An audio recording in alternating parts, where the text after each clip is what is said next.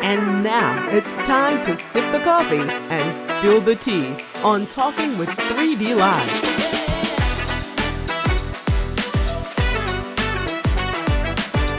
Here's your host, Derrick Dixon.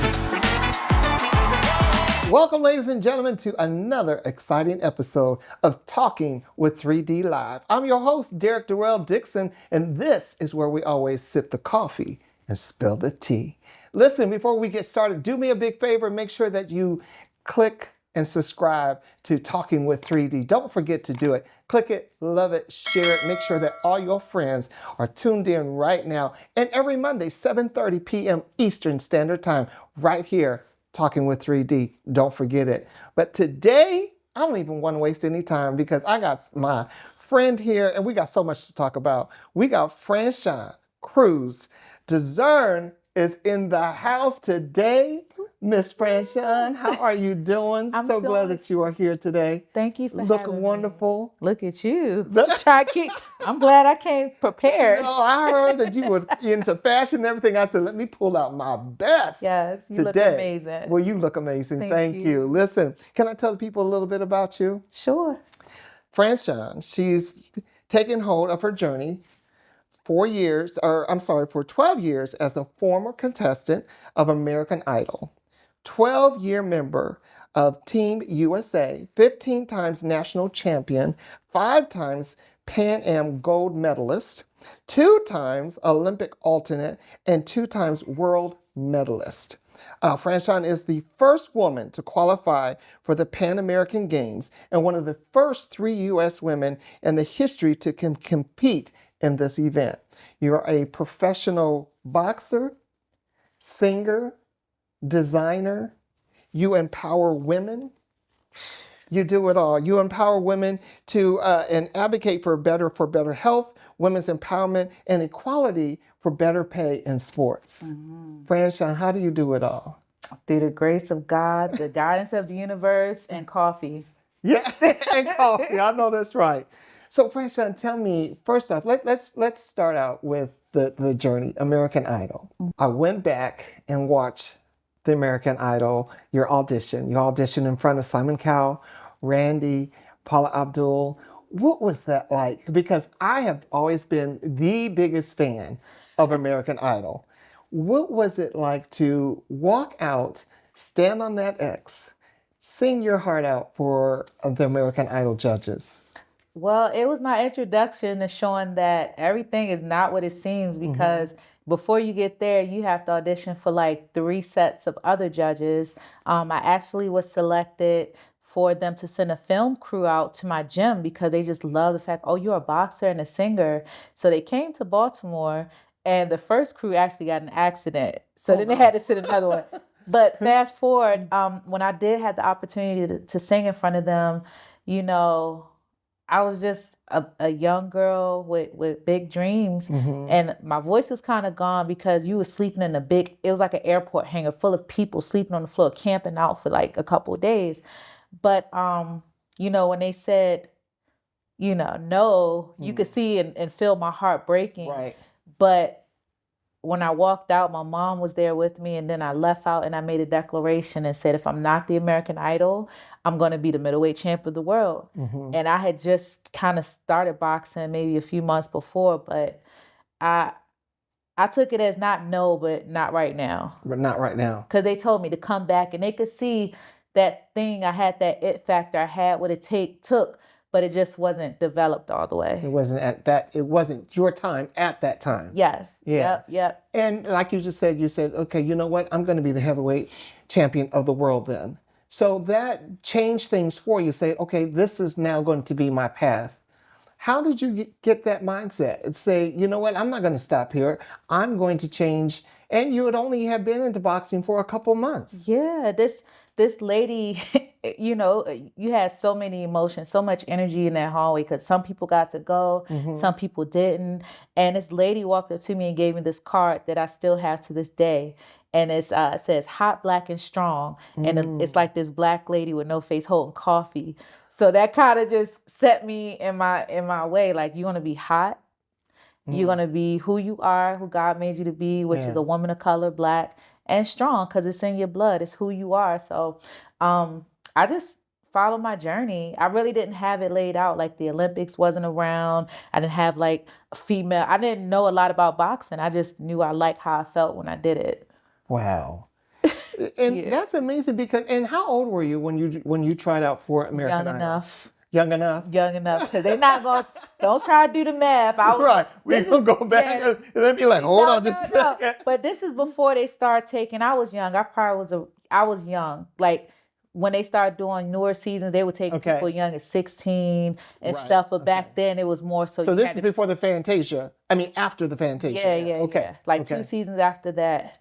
No, I was around that, but when they started going, they took younger and younger. But then back then you had to be like 18, 19, 20. But I was younger than that. Right. So tell me about your love and your passion for boxing. I mean, because who did you see, Franchón? Who did you see boxing and you thought, you know what, I want to try this. I want to do this. That's what I'm saying. I really didn't have any role models in boxing. I was a fighter. Like I have 3 brothers. My older brothers used to kind of beat me up a little bit. And I used to fight on the street all the time. I fought girls, I fought boys. But as far as boxing, women's boxing wasn't that huge. And the only people you knew were the mainstream, like Muhammad Ali, Mike Tyson. I wasn't like a fanatic and watching all these fights and studying. It fell in my lap. Music has always been my first love. So that's kind of how I even got into boxing. So you are a writer, you're a singer. And so tell me about your love for writing and for singing. Where did that passion come from? It just developed over time. My mom could sing, but for me, I was different. I think I probably was one of those kids who had imaginary friends. I was one of those kids, I used to have Barbies and I would take the socks and cut them up to make outfits. Like when I was in my room, I was in my bag. Like I had a music studio, I had a fashion studio, I had everything in there, but you know, it was makeshift. I didn't know, I just developed. But music, I taught myself how to sing and I was very intelligent. So I would listen to like Destiny's Child and Brandy and Monica, Aaliyah, and I was like, wow, I can do that. And I was like, let me just, whatever's in my mind, put something to it. So I'm just blessed with talent. Yeah, because me growing up, of course I had Diana Ross and Michael Jackson posters all over my walls. And when you say, you know, you were to yourself, I was really to myself too, because I was so focused on this is what I'm going to do in life. I'm going to be an entertainer and how I'm going to do it. But those were Diana Ross, Michael Jackson were my biggest, I'm going to say influence, but I knew that I wanted to be that. I think. Did you have that? My thing was I knew I was going to be famous. I knew I was meant to, as like when you're in it, you don't know it. But now looking back and reflecting on the inner little girl, I knew I was going to be something. I just didn't know it what. And boxing just happened to catapult me into that space where I could expand on my other talents. Right. Because everybody can sing, but can they fight? Everybody can fight, but can they sing? Right. And be a designer. Yeah. Be a designer. Right. Comma. Right. Whatever. Right. So nothing is stopping you. So, Franchón, who takes you to your first, you walk in, you're in this building where they practice boxing. Yeah. Who takes you to the first time and say, hey, I'm going to take you down here and see what you think? So I'm originally from Virginia, and, my record on the street was probably like, 20-0, 20-1. Shout out to Tamika, my best friend, Skinny Minnie. She gave me a little run for my money, but that's my dog. And then I transplanted to Baltimore. So it could have went either way. I could have got sucked into the streets in a negative way, but I've always been a leader. So I was still fighting in school, and I met my mentor, my godfather. His name was Milroy. And back then you had to have like the standard. You have to look a certain way. You have to be skinny. You know how it was back then. And he was like, you need to lose weight. So he was basically kind of grooming me into what I wanted to be, which was a pop star, R&B star. So I was in the studio. I had my first record deal when I was probably 12, 13. And two guys came in the gym and it was like, hey, you can lose weight 5 pounds in one day with boxing. I'm like, boxing for real? And took me to the gym right on Fulton Street. And I never left. Wow. Wow. So that experience, and like you say, that was part of your training to become a singer. Yes. But then that cult, happened to turn into something to make you a household name. Yeah. Yeah. A household name. I see that you are known as the Heavy Hitting Diva. Mm-hmm. Winning your first world title, 2018. Yes. Tell us about that. What was that like? Man, it was surreal because I always been a winner. Like when I was on Team USA, top tier elite, always win every tournament, always medaled. And I had to fight for that opportunity because I only had maybe 5 fights when they called for the opportunity. And I had to write a letter and show my resume. I could beat these girls you call champions now with my amateur resume. And, my husband, Glenn, and I was like, let's do it. So we just went out to Vegas, Hard Rock Hotel, ESPN. I actually fought in front of Oscar De La Hoya, Bernard Hopkins, who later on is like now my mentor and like my friend. And it was amazing. It was amazing. I just did what I did best. I had my mom on my shoulder and I just knew it was my night. Yeah. And I went out there. They tried to rob me and cheat me, but I became a world champion that night. I want to ask you this because people you walk into the building. Yeah. And you're Franchón. Yes. And they're like, who's this girl? She's coming in. She's all, beautiful. Yeah. You're fashion forward. And they're like, what does she think she's going to do? Yeah. And then you get in the ring. How does everything all of a sudden switch? What happened? Well, even what you're saying, the perception people have of me, if you know, the real one's always going to recognize. And Bernard Hopkins will tell you to this day, he said, when we had to interview you, before you fight, you do the fighter's interview. Okay. He said, I believed everything you said you were going to do, and you actually went out there and did it.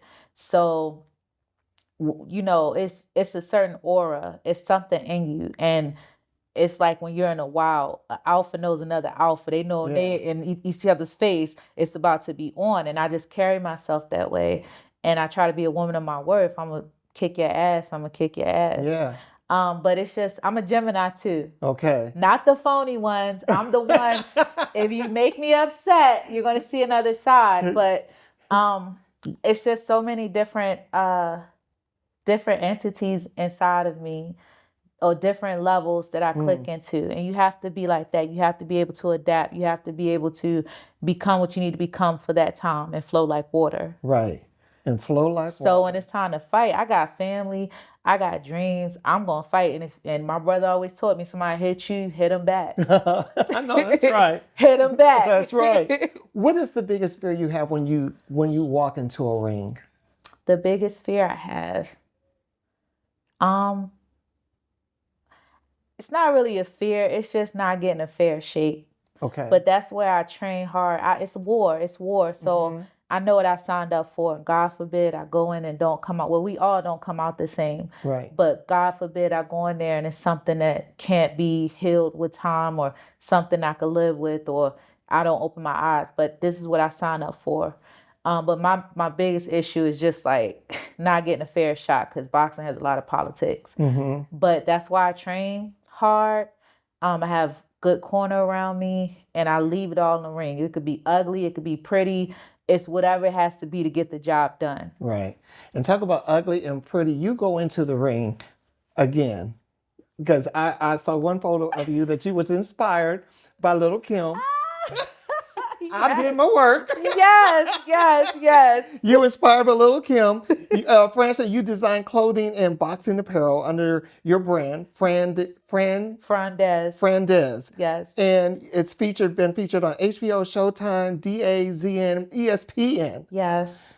So again, you're everything that you do is incorporated into one.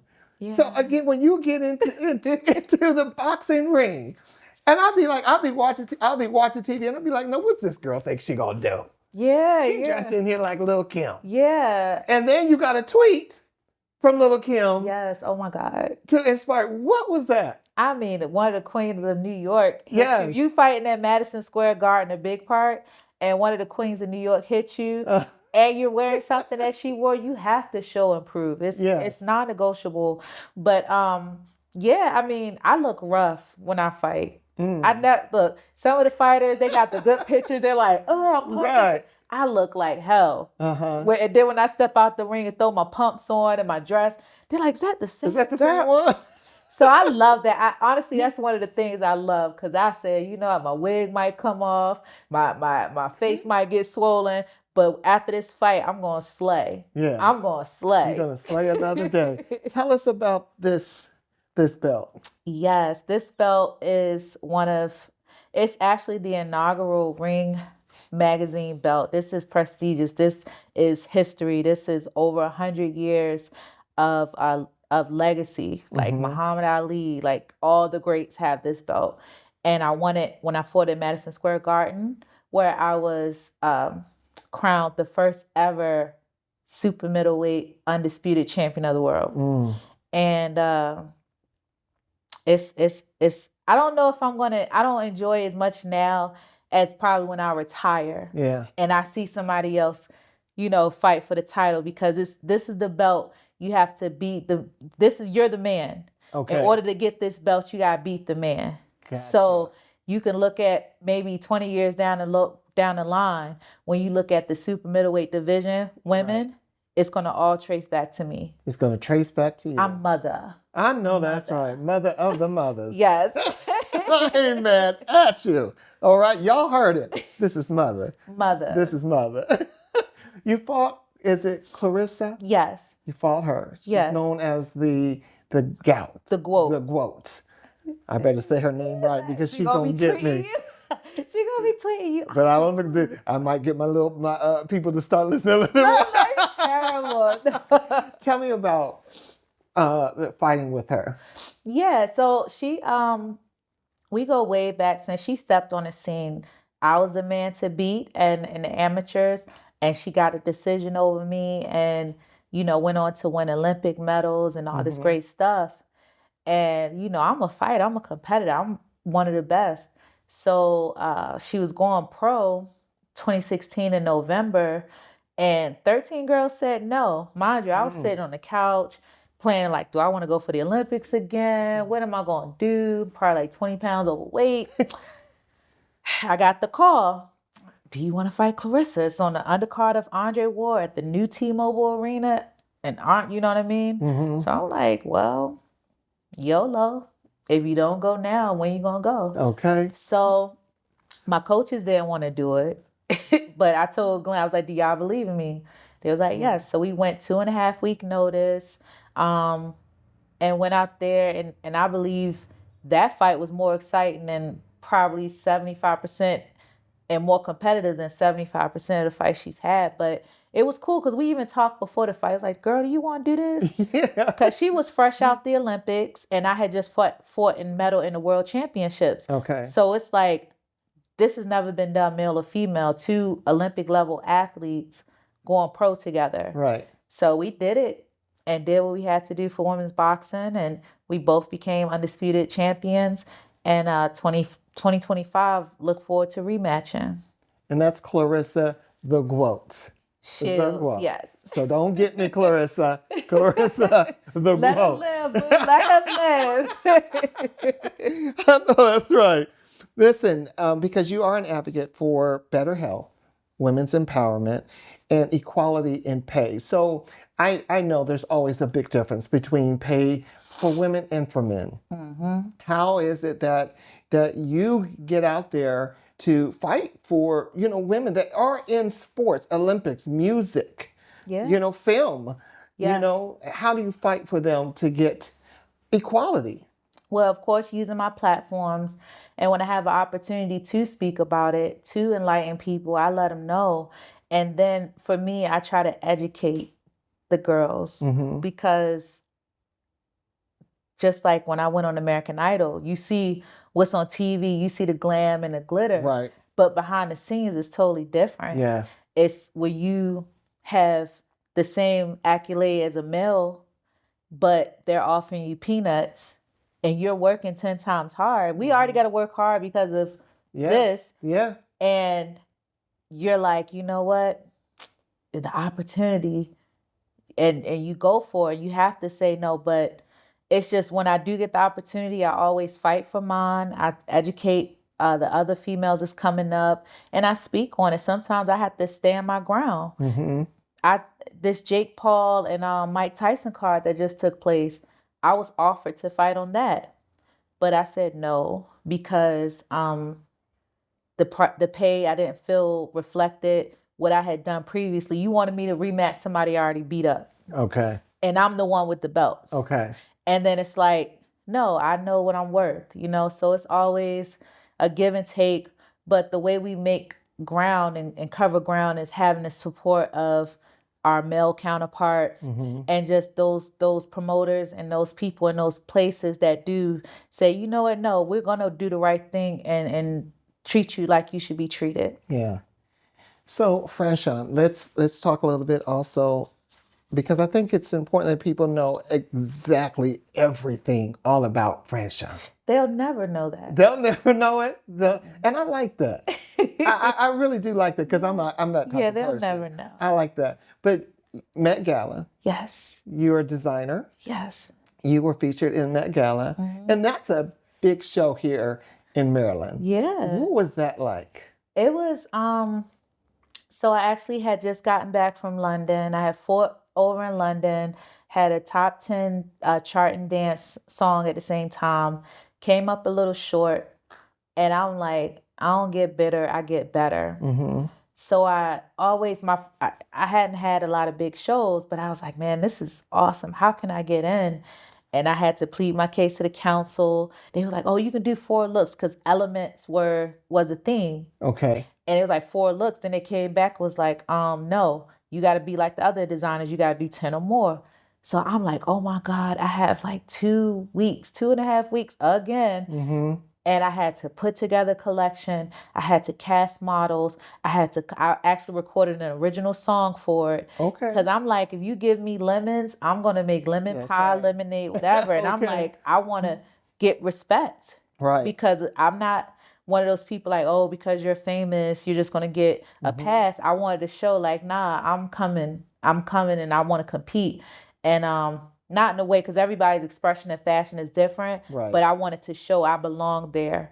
And it came together and I was just like, oh my God, like down to before they called me to the stage, I'm sewing or getting people together. Yeah. Oh my God. Yeah. It was a lot, but we got it done.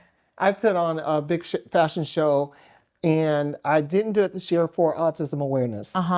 My oldest son is on the autism spectrum. So I do a big show called Stomp the Runway for Autism.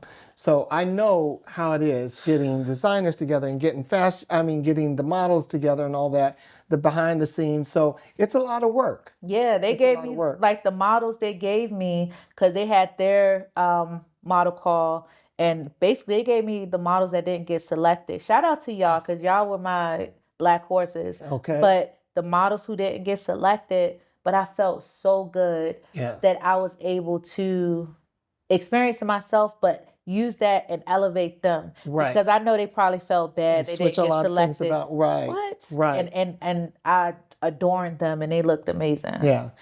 Where do you see as far as your fashion going? Because you know it's like you've paved the way for you for your boxing. Yeah. You're out there singing. So now where do you want to see your fashion to go? Yeah, I have a few shows under my belt. Actually, I was looking forward to New York Fashion Week this year, the spring. But 2025 and kind of whipping my butt. Okay. Oh my God. So many things transpired. So I say, you know what? No, it's not right now, but I'm looking to do more shows. Of course, I want to showcase New York Fashion Week in September, but I'm here. I'm doing boxing attire all the time, all year Okay. round, but I'm actually putting together a showcase um late March, April, my own personal one, Hmm. and then looking to travel abroad and do some more shows. So do people now call you and say, Franchon, you know, other boxers, and say, hey, can you hook Oh, me up with something? all the time. I have regulars. Clarissa, she just fought. The quote. Yeah, the well, she just fought. I'll be Let him saying live, that. let him I'll live. be saying that in Look. my sleep now. Look. So she just fought in February, and she commissioned me to do a kit for her. She didn't wear it the fight night, but Okay. she's one of my regulars. But she called me to do that, so she have options.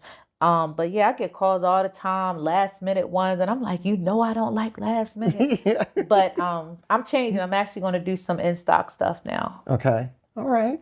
So where can now people hear you, you know, your singles and going out and performing and everything?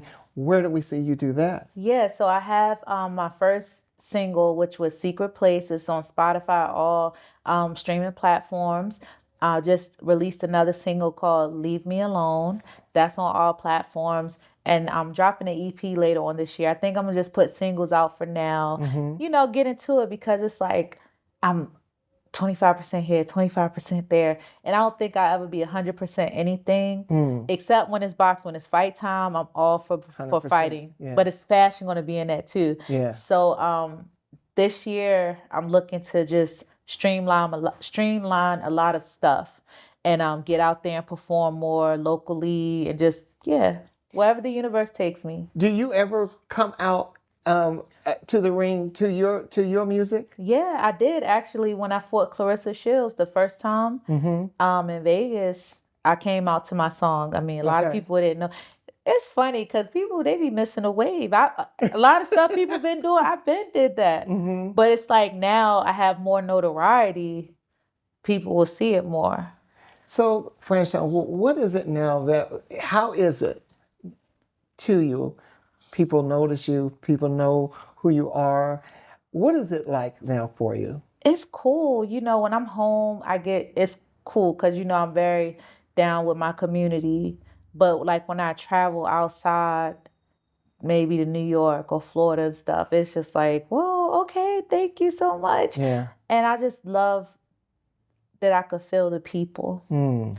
And it's a blessing to know that your journey or your passion or something you like to do is impactful to others. Yeah.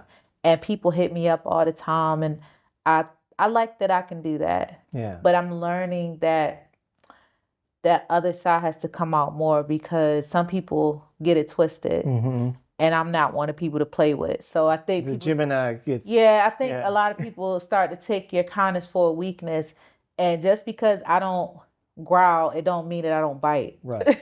Right. There's young girls that are listening right now, and they're thinking, wow, she's a singer, fashion designer, and a boxer. Especially for young girls that want to get just to be an athlete, not necessarily just a boxer, but an athlete. What do you tell those young girls, Franchon? I tell those young girls health is wealth. I think everything happens in divine order. And I speak of him all the time, Bernard Hopkins. He just turned 60 years old. This man became he won his last world title at, I think, 49, and he retired at, I think, 52. So that just shows we can invest in hair, we can invest in clothes and cars and all this stuff. You have to invest in yourself. Like, you can't be riding in a $70,000 car, but you eat McDonald's. No shot unless y'all want to cut me a check. But Okay. I just know my experience. Because we're looking for sponsors. Yeah.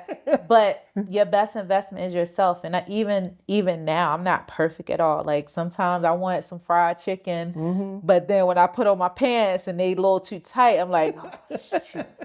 But I would tell them athletics not only, helps you with your health, it teaches you discipline. And discipline will take you so far in life. Yeah. And it will help you stay on the straight and narrow. And it's just the most strength. You have some people who fire off at the head, they get angry and they do this. It takes more discipline to be controlled than to be out of control. Yeah. And I would also want to add that, they don't have to be like the others. Yeah. Be yourself. And you are an example of that. Be you. Yeah. You don't have to be like, someone that you see on television. You just create who you are. Man, I see it's two things. Like, when I started boxing, I used to be, even growing up, I've always been athletically built. I was a big girl and I used to be very self-conscious. But when I grew up and I saw Serena and Venus Williams and so how they just dominated and endured, and they didn't look like the girls they were playing against. I'm like, hey, if this body's going to get me money, I'm going to do what I got to do. That's right. And just being you, because people, they'll catch up. They'll catch up. They'll catch up. Because, society where we are at today, TikTok is taking, you got to have a certain look and be, pencil small and things like that. And you are proven that, what? Be you. Live in your skin. Yep. Live in your skin. Yep. What does the rest of 2025 and 2026 look for Franchón? Where are you? I don't know. Because Earth is real ghetto right now. Yes, it is. I just hope I'm alive at this point. No, but I have 2 big fights planned. So working on that, as I stated before. I have a fashion showcase. So get my fashion showcase and get some more shows going. Release some more music. It looks to be productive. Okay. That's my hope. That's what I am manifesting. That's what I'm putting my energy to, and just amplifying every opportunity I have. Right. Okay. Listen, I always love some games. I love to play some good games and everything. And since you're a boxer, I'm going to do this game with you. It's called the soap and lollipop game. What is this? He done pulled out. I'm scared. This is your lollipop. Okay. So unwrap it. Okay. And this is your soap. Got some good Dow soap. I took it fresh out the... Antibacteria too. I know this kind. I'm going to take that from you. So this is what you have to do. So again, this is just because you're a boxer, you got to have good flexibility and all the good be quick reflexes. and good reflexes and stuff like that, okay? So I'm going to tell you... Why are you laughing so hard? He laughing. I'm going to tell you to smell the soap. So smell the soap. And then I'm going to tell you, lick the lollipop. Lick the lollipop. Smell the soap. Smell the soap. Lick the lollipop. Lick the lollipop. Smell the soap. Lick the lollipop. Smell the soap. Smell the soap. Lick the lollipop. Now, all I'm going to say is soap and lollipop. And you got to do what, okay? This is crazy. So you ready? Yeah. Lollipop, lollipop, soap, lollipop, soap, soap, lollipop, lollipop, soap, soap, soap, lollipop, lollipop, soap, soap. Don't get cocky. Don't get cocky. Now switch hands. Switch hands. God. Okay, ready? Soap, lollipop, lollipop, soap, soap, soap, soap, lollipop, lollipop, soap, soap, lollipop, lollipop, soap, soap, lollipop, lollipop, soap, soap, lollipop. Keep going. Why y'all laughing? Wait, did I lose? I thought I was doing good. You were doing good. You were doing now good. It tastes like soap in my mouth. Right? This is crazy. You did good. You Thank did you. good. That's the soap lollipop. See, that's with boxing, you have to be able to listen. Yeah. Listen and reflect. Yeah. Did I do good though? You did good. Okay. You did good. Okay. You did good. I want to win at everything. I know that's right.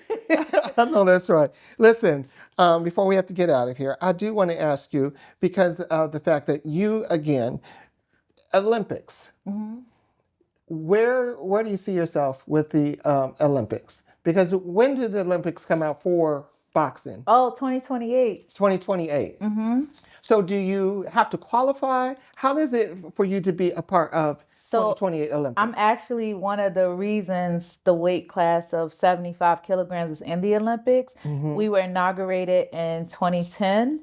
2012 was the actual inaugural Olympic Games for women in boxing. At that time, they only had 3 weight classes, which is 132, 112, 165.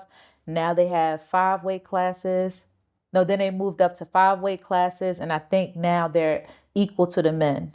So for me, I'm out of it because I'm a world champion in the professionals. Okay. There is a rule that professional fighters can compete in the Olympics. The United States just doesn't participate in it because it's kind of crazy. Like, I might fight, even though they can fight, a lot of the amateurs are better than a lot of the pros. But that's like myself or Clarissa going back and fighting somebody who just stepped into the elite.